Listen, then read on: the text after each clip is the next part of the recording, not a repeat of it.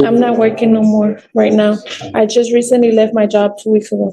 Why? I told you to get a job, not lose a job. What I seem to think is happening is that you're not doing anything but smoking weed and doing nothing. That's not And right. that's not gonna happen. Really? You just left your grandma in the car? Yeah, because I needed to get up here. She was my only way to get here. Is she in a? Does she have a license to drive? Do you even have a license to drive? I don't, sir. Everything we asked you to do, you did the exact opposite. Sir, I was working on it. I just need you to...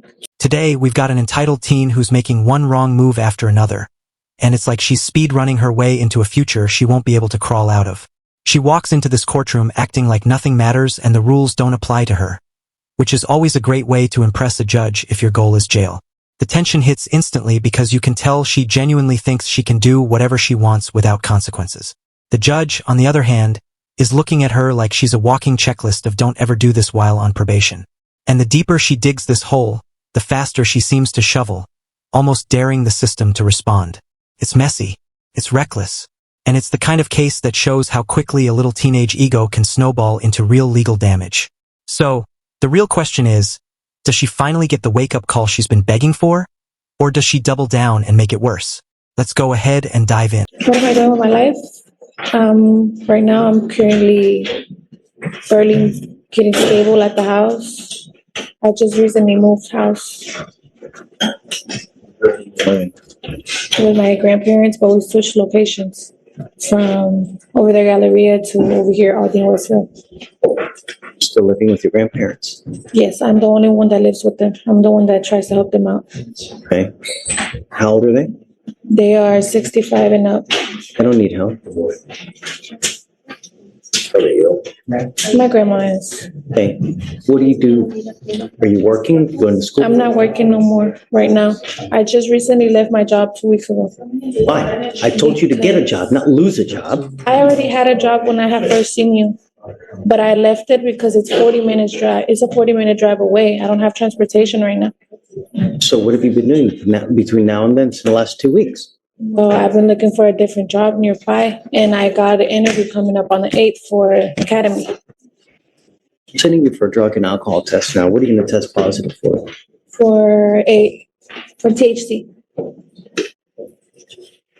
Not going to go well for you, Ms. Capitillo. I should be there from the first time that we got arrested. So you haven't smoked since the last time you've been arrested?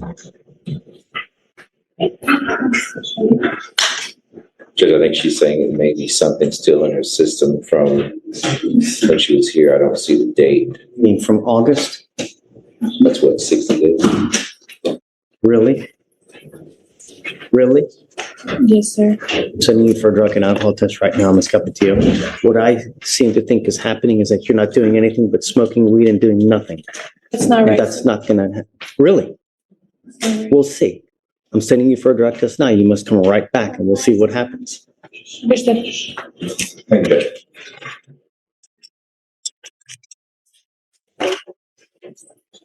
What happened? Positive. For what? THC, no alcohol. Because we don't know the levels, but that's it. How old is she? How old are you? I'm 19. That's it. You stay with me. I'm revoking your bond, man. Make an exception to tell somebody to bring my grandma, because she doesn't know how to drive, and I drove her up here. Where's your grandmother at? She's up in Louis Belly. There's like a restaurant from here. I just left her parked there. She doesn't know how to drive. You just left your grandma in the car? Yeah, because I needed to get up here. She was my only way to get here. Is she in a? Does she have a license to drive? Do you even have a license to drive? I don't, sir. So your grandmother drove It's you? like or one you drove thing her? after the I other. drove my grandma here. Why'd you I bring don't her have here? any transportation, sir. I had to You can't drive if you ain't got a license and insurance. I was trying to provoke this. I was not trying to get arrested, sir. Everything we asked you to do, you did the exact opposite.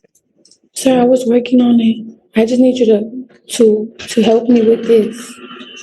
I'm just asking you for like one more week, and I'll get it together. I haven't been smoking. That's just, I'm sorry, that's been there for now, for a minute. I haven't smoked because I know I have. Yeah, I believe it. The tests are gonna eventually show something else, and you're not gonna believe me. I don't know what to tell you, Mr. Slider, but I mean, it's like, it's literally, it's one thing after the other. Hear me out, sir. Judge, can I speak to you? You know what? I don't want to talk about the case, and you're really in enough hot water as it is. Because the problem is your grandmother probably doesn't have that many resources as is.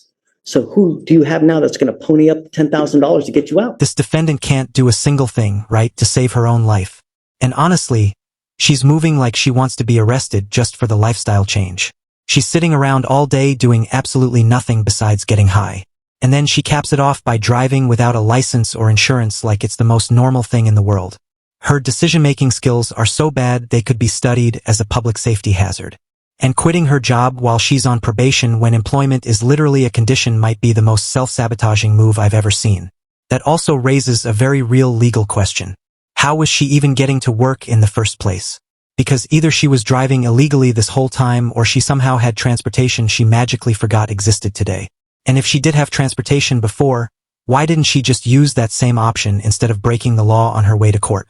Judges take that personally, by the way. Nothing irritates them faster than someone violating the law while actively showing up to discuss their last violation. You could see it all over the judge's face. This was his last straw, and she walked right into it like it was a trampoline. The second he revoked her bond, you knew he'd been holding that decision in his back pocket, just waiting for her to give him a reason. And she delivered. She's only 19, not even old enough to legally smoke in a lot of states, and already stacking up violations like their collectible trading cards. What makes it even scarier is that she has absolutely no concept of how bad her record is going to haunt her later. That lack of awareness is the part judges fear the most. When someone's young, reckless, and completely blind to consequences. Watching her spiral like this is sad, frustrating, and honestly a little terrifying because she's sprinting into adulthood with no idea how the world works.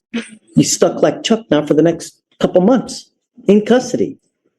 All I asked you to do was be clean and do something productive. I can She goes with you.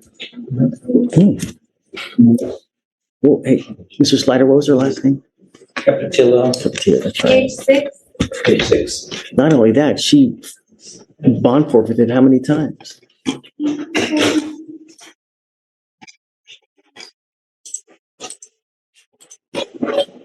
I don't know what to do. I really don't. Try to figure out what our grandmother has to do with.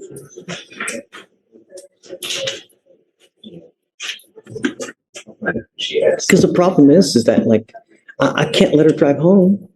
She don't even get a license and insurance. So even if I let her out, I can't let her drive. So will you do me a favor? Will you ask her if grandmother has the ability to drive? Or is there Right. someone else that can come here and drive her? I'll find out. Please. Thank you, Judge.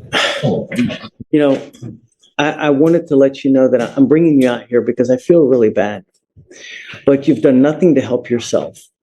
But smoke weed, you're driving without a license, and you continue to violate conditions of this court. You didn't show up like a week or two ago, you know? So it's one thing after the other. We are trying to do everything in our power to get through to you, to try to better yourself and to get to, we truly want the best for you. But at this point in time, you're your own worst enemy. You're doing nothing for us to also help you out. If I let you go now, that's enabling you, telling you it's okay for you to continue to conduct and act like you're doing. Ms. Capatillo, it is not. Me, if I let you out now, it's enabling you, and I refuse to do that. I want you to understand that we mean business.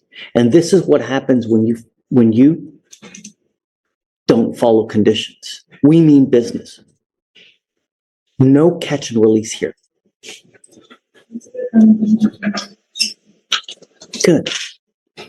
We'll see you in a couple days, and I really truly hope that you now will appreciate this. Okay? I'm not letting you out.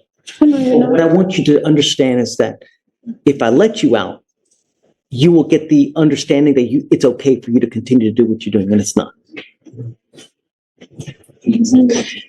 One more thing. I'm not going to let you plead guilty just to get out. You pleading guilty to a theft case will be the absolute worst thing you can do because you will become unemployable. No one will hire you. You will be unable to get an apartment, a loan for anything, to get a car, a house, apartment. You want funding for financial aid for schooling for this, not with a theft conviction. Understand that. But I want you to understand that we mean business. And I hope that this is the length that we have to go to. All right? Okay, thank you. Whoa, hold on. I need to say one more thing. The most important thing in this life, do not drive without a license and liability insurance. You will be signing an affidavit with me right now. This is a promise you're making to me not to drive. And if you do, I can have a contempt hearing and you can be facing up to 180 days in jail and a $500 fine every time you drive.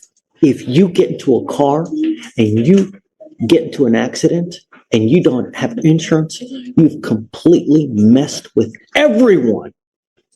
And I know you don't have money, but if you get into an accident with someone who's got like a BMW Jaguar, or even whatever it may be, they're out a ton of money and it's not fair.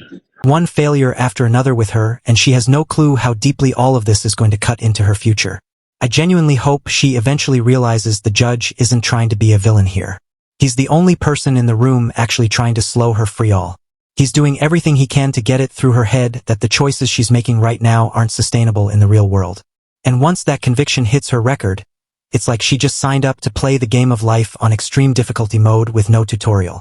Employers check records, landlords check records, even some schools check records. She has no idea how quickly these decisions snowball outside of the courtroom. And being only 19, she's operating on pure impulse without understanding the long-term damage trailing behind her. Judges see this pattern every day. And the sad part is they know exactly where it leads if someone doesn't intervene. That's why revoking her bond wasn't just punishment. It was a desperate attempt to force a reset before she becomes an adult with a criminal spiral she can't undo. Sometimes a few days in custody is the only thing that gets someone to stop, breathe, and finally realize that the world doesn't bend to their wishes. Do you think she'll actually learn from this? Or is she headed right back into the